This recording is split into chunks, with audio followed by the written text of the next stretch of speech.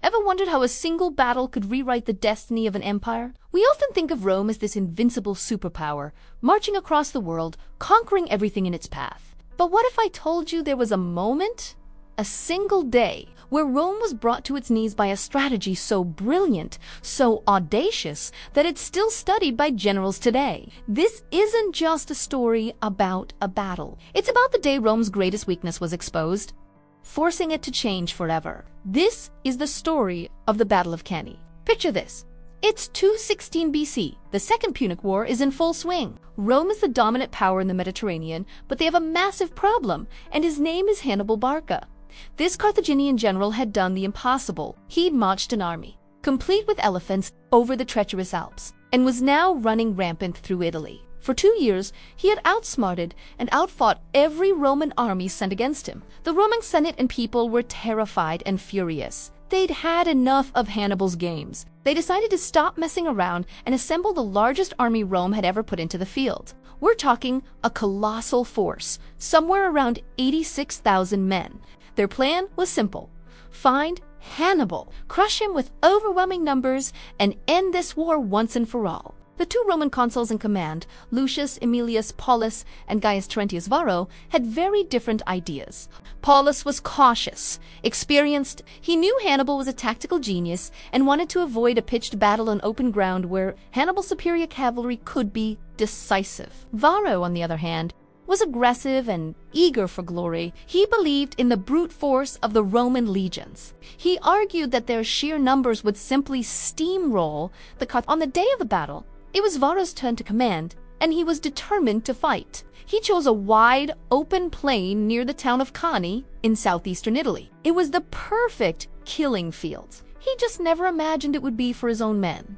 So, the stage is set. On one side, you have the massive Roman army. They're arranged in their classic formation, but with a twist. Instead of their usual checkerboard pattern, Varro packed the legions in a deep, dense formation. The idea was to create a human battering ram, to punch straight through the enemy center and shatter their line. It was a strategy based on pure, overwhelming power. On the other side, Hannibal's army. He was massively outnumbered, with maybe 50,000 soldiers. He had a mix of troops, experienced African veterans, Spanish infantry, and wild Gallic warriors. His biggest advantage was his cavalry, especially the heavy cavalry led by his brother Hasdrubal and the nimble Numidian light cavalry. As the sun rose on that hot August day, Hannibal did something that must have looked insane to the Romans. He advanced his center line, composed of his weaker Spanish and Gallic infantry, way out in front of the rest of his army. It formed a crescent, a bulge, pointing directly at the heart of the Roman force. His best troops, the veteran African infantry, he held back, placing them in columns on the flanks of this bulging center, almost hidden from view. It looked like a rookie mistake. It looked like he was inviting the Romans to charge right into his weakest point, and that's exactly what Varro and the Romans did. The trumpets blared, and the massive Roman legionary block surged forward. 70,000 heavy infantry, a tidal wave of shields and swords, slammed into Hannibal's thin crescent of Gauls and Spaniards. The noise must have been deafening, the clash of steel, the screams of men. At first, it seemed like the Roman plan was working perfectly. The sheer weight of their advance pushed the Carthaginian center back. The crescent started to flatten, then invert. The Gauls and Spaniards were giving ground, falling back, just as Hannibal had planned. The Romans, sensing victory, pushed harder and harder, pouring into the gap, convinced they were about to break the enemy line. But this is where Hannibal's genius truly shines. As the Romans surged forward, they weren't breaking the Carthaginian line. They were being drawn into a trap. The deeper they pushed into the now-concave Carthaginian center, the more compressed and crowded their own formation became. They were so packed together they could barely swing their swords. They had lost all their tactical flexibility.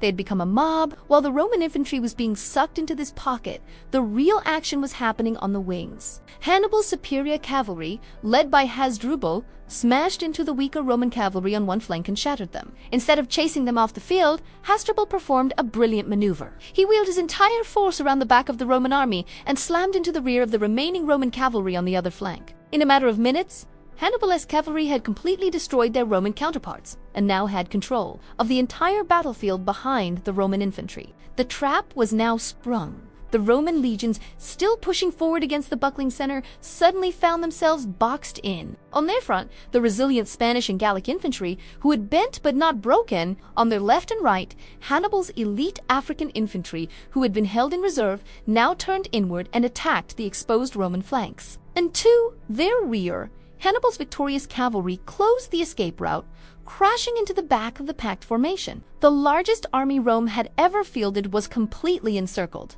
What followed was not a battle. It was a slaughter. The Romans were trapped shoulder to shoulder, unable to fight effectively, unable to maneuver, unable to run. They were surrounded by enemies on all four sides. For hours, under the scorching Italian sun, the Carthaginians methodically cut them down. It was a scene of unimaginable horror. The historian Livy wrote that so many Romans died, Hannibal's men collected rings from their fingers by the buck. By the end of the day, estimates suggest between 50,000 and 70,000 Romans lay dead on the field, including the consul Paulus and 80 senators. It was the single deadliest day in Roman military history.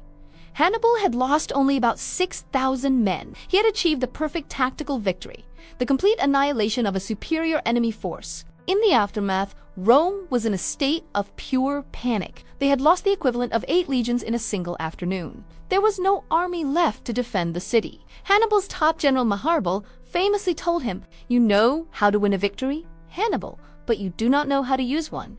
He urged Hannibal to march on Rome itself. But Hannibal hesitated. Maybe his army was too exhausted. Maybe he lacked the siege equipment. Or maybe he thought Rome's allies would defect. We'll never know for sure, but his decision not to march on Rome gave the Romans something they desperately needed: time. The defeat at Cannae was a brutal, humiliating lesson. It forced Rome to completely rethink its military strategy. They realized that brute force and sheer numbers weren't enough. They could never again risk everything on a single, decisive battle against a general like Hannibal. So, they adopted a new strategy, named after the dictator Fabius Maximus, known as the Fabian strategy. It was a strategy of attrition, of harassment, of avoiding direct confrontation at all costs. They shadowed Hannibal's army, launched guerrilla-style raids, cut off his supply lines, and slowly, painstakingly, wore him down. It was a long, frustrating, and unglamorous way to fight a war, but it worked. Rome stopped trying to outfight Hannibal and started to outlast him. This shift had profound consequences. It made the Roman military more cautious, more inflexible, and more adaptable. The trauma of Cannae was seared into the Roman psyche. For centuries afterward, Roman commanders would be obsessed with securing their flanks and avoiding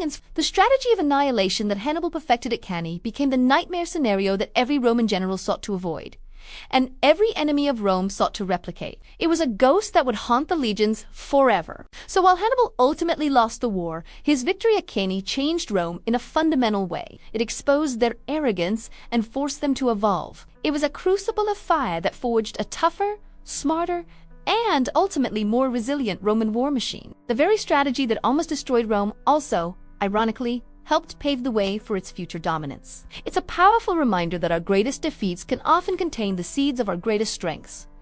Thanks so much for watching. If you found this dive into military history interesting, don't forget to hit that like button and subscribe for more stories about the pivotal moments that shaped our world. See you in the next one!